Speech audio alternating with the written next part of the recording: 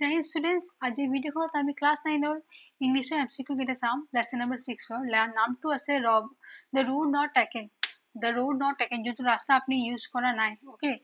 the road not taken, এইটো হৈছে লেসনৰ নাম। it is written by Robert Frost and this is very important work of him। okay, so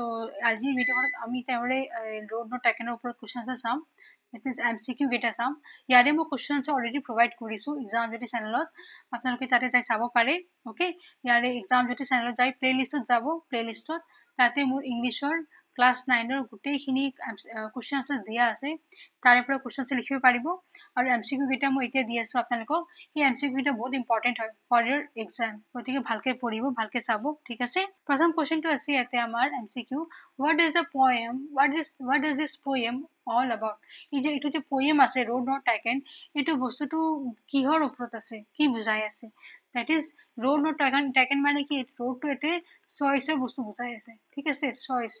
আপনি choice কৰিব লাগে নে নালাগে। যেতিয়া আপনি দুটা ৰাস্তা পায়, আপনি ভাবিব যে কোনটো ৰাস্তা দি যাওঁ, এইটো ৰাস্তা দি যাওঁ নে এইটো ৰাস্তা দি যাওঁ। যদি এইটো ৰাস্তা দি যাব আপোনাৰ ভাল হ'ব, যদি এইটো ৰাস্তা দি যায় বেয়া হৈ যাব।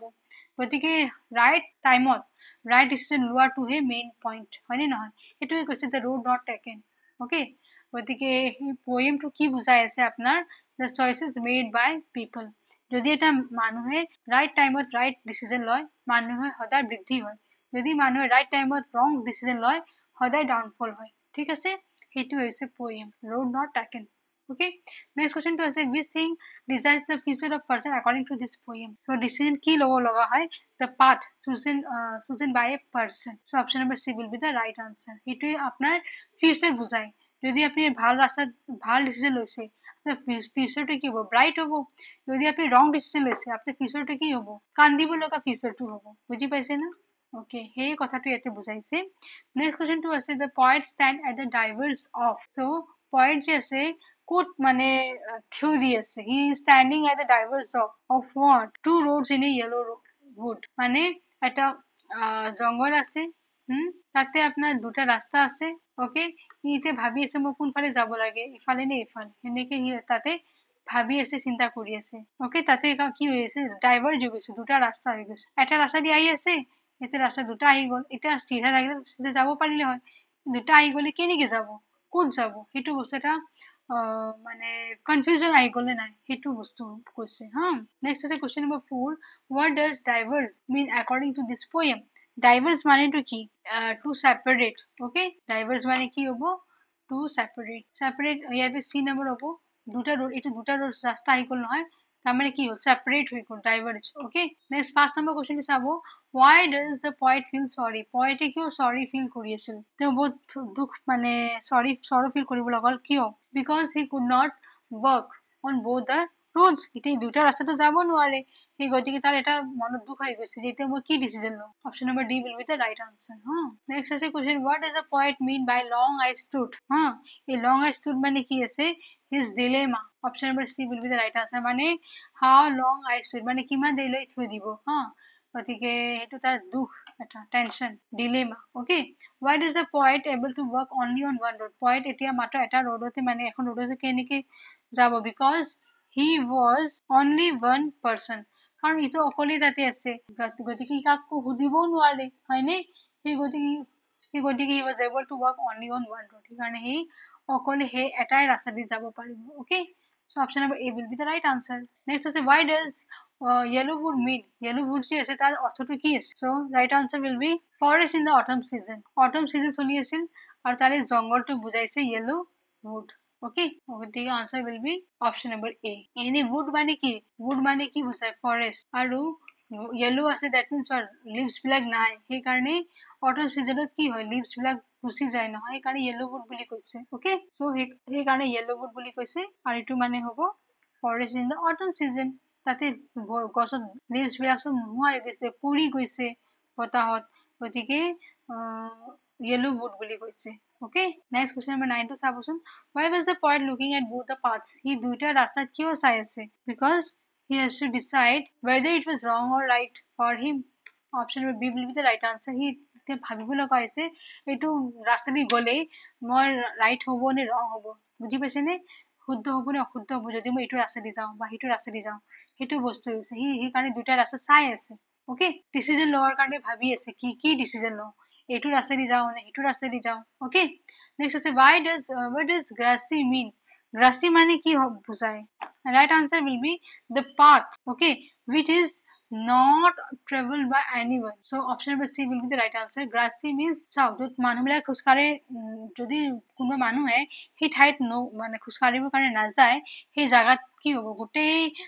ঘাঁহ হৈ যাব যদি এটা মানুহে খোজকাঢ়ি থাকে সদায় সেই ৰাস্তাত কিন্তু ধুনীয়াকৈ ঘাঁহ জন্ম ল'ব নোৱাৰে উৎপত্তি নহয় হা সেই গতিকে grassy means the path which is not traveled by anyone okay next আছে according to poet the both roads look like দুইটা ৰাস্তা কেনেকৈ দেখাত হৈছিল and right answer is same দুইটা ৰাস্তা same দেখাত হৈছে গতিকে সি ধৰিবই নোৱাৰে কোন ৰাস্তাদি যাব লাগে okay question number 12 টো চাবচোন what does yellow wood represent yellow wood যে আছে এইটো কি বুজাইছে and that is older people yellow wood মানে কি বুঢ়া হৈ গৈছে মানুহকেইটা বুঢ়া হৈ গৈছে এতিয়া সিহঁতে মৰাৰ অৱস্থা লাগি গৈছে বুজি পাইছে না আৰু সেইটোকে yellow wood বুলি বুজাইছে okay older people next question টো আছে where does the poet find himself সি নিজকে ক'ত পালে on a fork তাৰ মানে option number B over right answer on a fork নিজকে এটা fork ওপৰত পালে যেতিয়া he চালে that where I am so I am on a fork okay leaves no step had trodden black what does this phrase mean it is a phrase আছে leaves no step had a trodden black এটোৰ meaning to কি আছে what is the meaning ইয়াৰ শব্দাৰ্থটো কি হয় and right answer is no one crushed the leaves কোনো মানুহে তাতে ভৰি দিয়া নাই পাতকেইটাৰ ওপৰত leaves no step had trodden black তাৰ মানে কোনো মানুহে তাতে ভৰি দি খামচি মাৰি দিয়া নাই পাতকেইটাক যোনটো পাতকেইটা তলত পৰি আছে সেইটো বুজাইছে leaves no step had trodden black মানুহে খোজ দিলেতো পাতবিলাক কি হৈ যাব কলা পৰি যাব দুখ পাব সেউজীয়াটো কলা পৰি যাব হেনেকুৱা হ'ব নহয় তাকে বুজাইছে হা নেক্সট কোৱেশ্চন টো আছে what is the dilemma of the poet the poet যে আছে তেওঁৰ কি dilemma আছে তেওঁৰ কি confusion আছে কি দুখ আছে and the right answer is option number B whether he will come back to walk on the second road or not তো মানে আৰু সেকেন্ড ৰাস্তা যে আছিল তাতে আমি আহিব পাৰিব নে নাই বুজি পাইছে না সেই আছে তেওঁৰ dilemma okay next question টো আছে এটি B বুলি দি দিও মই হা এটা A বুলি দি দিও মোৰ কেতিয়াবা থাকি যায় না কোতে বস্তু থাকি যায় লিখি দিলে কি হ'ব আপোনালোকে ধুনীয়াকে কনফার্ম হৈ যাব যে yes this is the answer isn't it এনে মই টিক টু কৰি দিছো তথাপিও সাইডত দি দিও okay next আছে which road was taken by the poet এটা পয়েন্ট জনে কোনটো ৰাস্তা গ্ৰহণ কৰিলে ঠিক আছে and right answer is less traveled যত মানুহ মানে বেছি খুজকাঢ়া নাই সেই ৰাস্তাটোতেও ললে okay why does the poet choose a less traveled road তেওঁ সেই ৰাস্তাটো কিয় ললে তাতে যে মানুহবিলাক কমকৈ খুচাৰিছে তথাপিও সেই মানুহজনে পয়েন্ট জনে সেইটো ৰাস্তাই ললে কিয় the right answer is to signify the difference between the people and himself okay to signify the difference between the people and himself যাতে তেওঁ এনেকুৱা ৰাস্তা লৈছে য'ত মানুহে কম খুচাৰিছে actually তেওঁ কো যাব লাগিছে য'ত মানুহবিলাকে বেছি খুচাৰে হয়নে নহয় সেইটো right way হ'ব but তেওঁ wrong ৰাস্তাটো চুজ কৰিলে কিয় যাতে তেওঁ নিজকে বেলেগ মানুহৰ পৰা ডিফাৰেন্স পাৰ্থক্যটো দেখাব পাৰিব ওকে আৰু চাব পাৰিব যাতে actually আছে কি চাব পাৰিলে হয়নে নেক্সট আছে what is the message of this poem এইটো poemৰ মেছেজ কি আছে and answer is option number A be wise while choosing or making the right decision গতিকে সদায় বুদ্ধি হ'ব লাগে আৰু সদায় right decision লোৱাৰ capacity হ'ব লাগে okay why is the poet asking to make a perfect decision for your life আপনি লাইফত জীৱনত সদায় right decision কিয় ল'বৰ কাৰণে advice কৰিছে poet জনে and right answer is option number D both A and B okay কিয় কাৰণ because there is no going back option in your life আপনি আকৌ পিছফালে মুৰি যাব পাৰে সেই অপশনটো কেতিয়াও জীৱনে আপোনাক নিদিয়ে and যাতে আপনি আকৌ right decision ল'ব পাৰিব হয়নে নহয় right ৰাস্তাত খোজকাঢ়িব পাৰিব কিন্তু কি বুলি যদি আপনি এটা অশুদ্ধ ৰাস্তা লৈ লৈছে অশুদ্ধ মানে বুজি পাইছে নে কিন্তু ৰাস্তাত লাভ নহয় যাই পেলে লছ হ'ব তথাপি আপনি সেই ৰাস্তাটো লৈছে তেনেহলে আপনি পিছত যাই কান্দিব লাগিব আপোনাক লাইফে আকৌ সেই সেকেন্ড চান্স নিদিয়ে যে আপনি যাই পেলে আকৌ right ৰাস্তাটো লৈ লওক মানে right way চুজ কৰক okay and there is so many paths to be successful and to be unsuccessful আৰু বহুত কেইটা ৰাস্তা আছে আপনি সাকসেস হোৱাৰ কাৰণে বা ফেইলিয়ৰ হোৱাৰ কাৰণে okay চ' সেইকাৰণে পয়েটে কৈছে যে আপুনি সদায় লাইফত ৰাইট ডিচিজন লোৱাৰ চেষ্টা কৰক অ'কে সদায় ডিচিজন লওঁতে চিন্তা কৰক তাৰপিছতহে ৰাইট ডিচিজন লওক নেক্সট কুৱেশ্যনটো চাবচোন what is the rhyming scheme of this poem এইটো যে পয়েম আছে ইয়াৰে পয়েমৰ এটা ৰাইমিং স্কিম হয়নে নহয় চ' এইটো যে ৰড নট টেকেন যে পয়েমটো আছে ইয়াৰে ৰাইমিং স্কিম কি আছে right answer is A B A A B okay a b a a b option number c will be the right answer okay this is also very important question a b a a b this is a rhyming scheme of the poem and who is the poet of this poem right answer is option number d Robert Frost already ma aromonite koi dichilu the Robert Frost is the poet of this poem okay next question number 22 ase why did the poet choose the second road he second road kyo mane choose korisil jot manue kom ke khuskare na where people has traveled very less because it was not used by many people and was appealing to the poet গতি কিয় কাৰণ তাতে মানুহে বেছি খুচকাৰা নাই বেছি use কৰা নাই আৰু poet and was appealing to the poet ৰাস্তাত তাক কৈছে তুমি প্লিজ ইয়াতে এনেকুৱা টাইপ ধৰণৰ কথা হৈছে সেই গতিকে তেওঁ হেনেকুৱা সেকেন্ড ৰাস্তাটো তেওঁ চুজ কৰিছে option number C will be the right answer okay next question আছে why was the poet looking at the path he পাথৰ ফালে কিয় চাই আছিল তো হয় because he was to decide whether it was suitable for him সেইকাৰণে ই ৰাস্তাটো চাই আছিল যে